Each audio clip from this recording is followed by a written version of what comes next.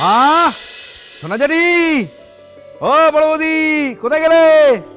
সবাই কি চলে গেল বাড়ি থেকে, নাকি সবাই মিলে কালা হয়ে গেল? হ্যাঁ, কোথায় গেলে? এই যে তুই এসেছিস বাবা। কি রে ছোটন, তুই বাড়িতে ছিলি না, বাড়িটা একবার শূন্য হয়ে গেছিল। যেখানে ছোটন নেই সে বাড়ি আবার বাড়ি নাকি? আমি তো জানি, রাঙা দিদি ছাড়া একমাত্র তোমাদের হাড় মাছ জ্বালিয়ে একমাত্র আমি খাই। হ্যাঁ, এই এই এই আগে হাঁড়িটা ধরো তো দেখি, আগে রাখো। একদিকে হোলডোল, একদিকে হাঁড়ি, সব মিলে গেছে বর্দা। হ্যাঁ রে, এরকম সংসার যেতে কেন? কি আসতে বললো? বাবারে ভারী। আচ্ছা, কবে বড় হয়ে বলতে কিনি এবার কেউ আসে? মানে নাকি আমি আমার বাড়িতে আসছি, আমি আমার মাথার উপর হোলডোল নিয়েছি, হাতে আমি হাঁড়ি নিয়েছি, তাতে এই লোকের বাবার চোখের মুখে নুন। হ্যাঁ,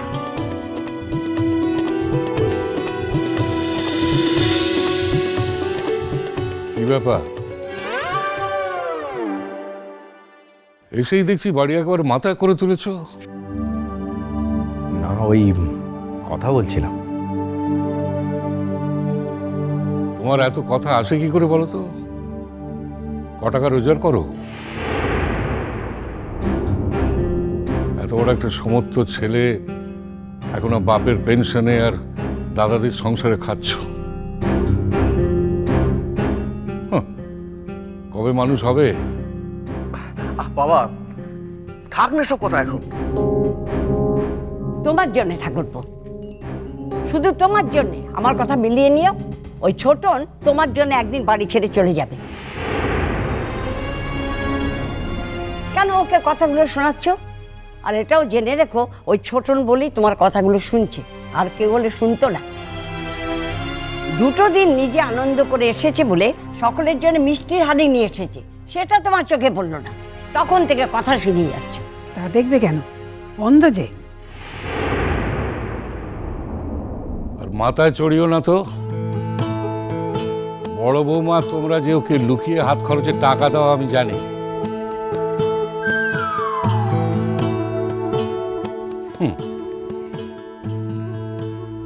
দোকানে তো আয়ের থেকে ব্যয় বেশি। দিয়েছি, বেশ করেছি, আবার দেব, বেশ করবো তো। আমাদের ছেলেকে আমরা দেব।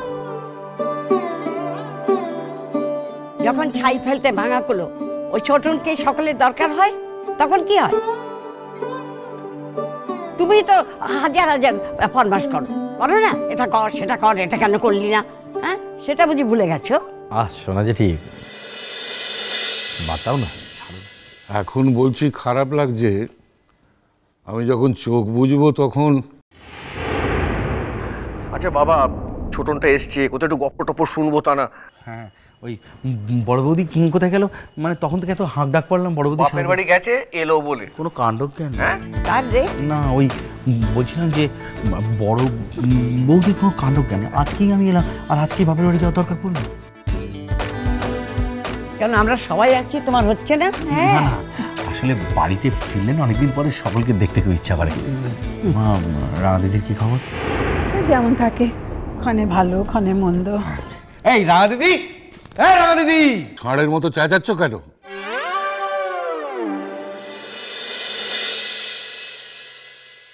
ও রাঙাদি, ও রাঙাদি! শোন না, শোন না, শোন। আমি বলছিলাম যে ওখানে কি হলো না হলো কিছুই বলবি না? ও দেখো বর্দা, তোমাদের সঙ্গে যে এখন পা ছড়িয়ে আমি গল্প করবো সে সময় আমার নেই, বুঝেছো? কাল সকাল থেকে আমার অনেক কাজ, কাল থেকে আমার না খাওয়ার সময় থাকবে না, 5টার সময় দোকানে যেতে হবে।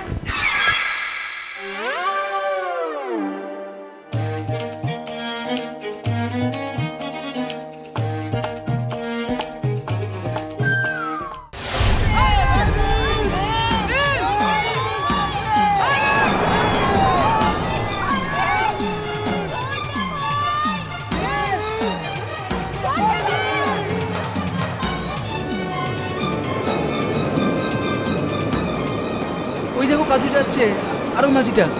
হ্যাঁ, তুমি কি এখন ওদের দেখবে নাকি? নীলকে পাওয়া যাচ্ছে না, আমার ভয় হাত পা ঠান্ডা হয়ে যাচ্ছে।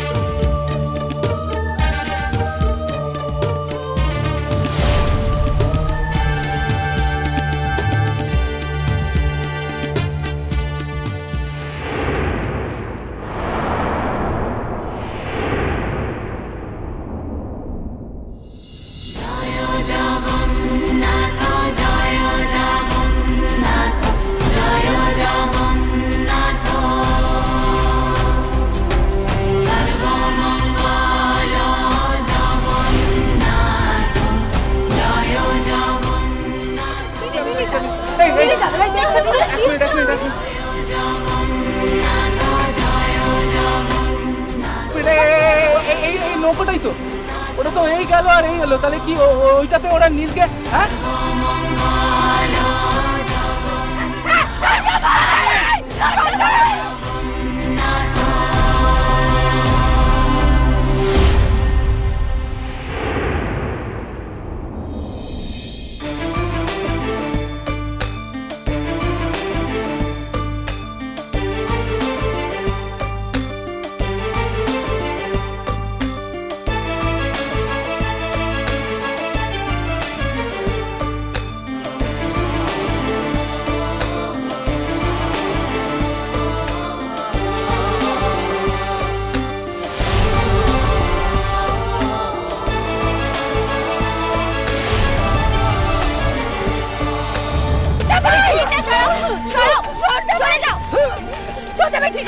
এখন কেন কান্নাকাটি করছো?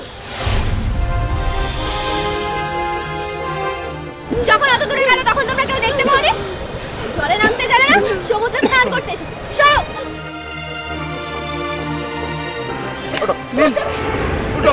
আরে অলরাইট। এই তো তাকিয়েছে। কি হলো কি? জলে নামার স্বাদটা মিটলো তো? এই যাত্রা প্রাণে বেঁচে গেল। ফাইন। আমি একটু প্রবালের দেশে ঘুরতে গেছিলাম। শাট আপ নীল। আর তোরা ভয় পেয়ে গেলি? বাজে কথা বলিস না। বল এখন তুই ঠিক আছিস তো? ফাইন। জলে নামতে জানে না, সমুদ্রে এসে স্নান কর।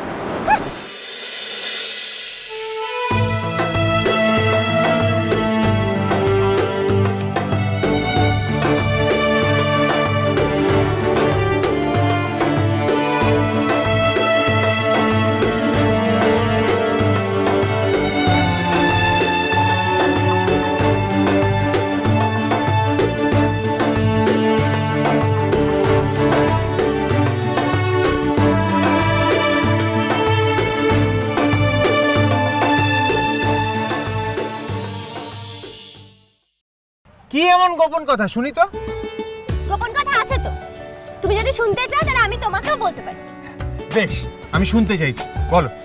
কহো কহো কহো কহো না। প্রাণ বাঁচানোর দাম দিলে না তো? ছন্দে বাজে জন্মপথ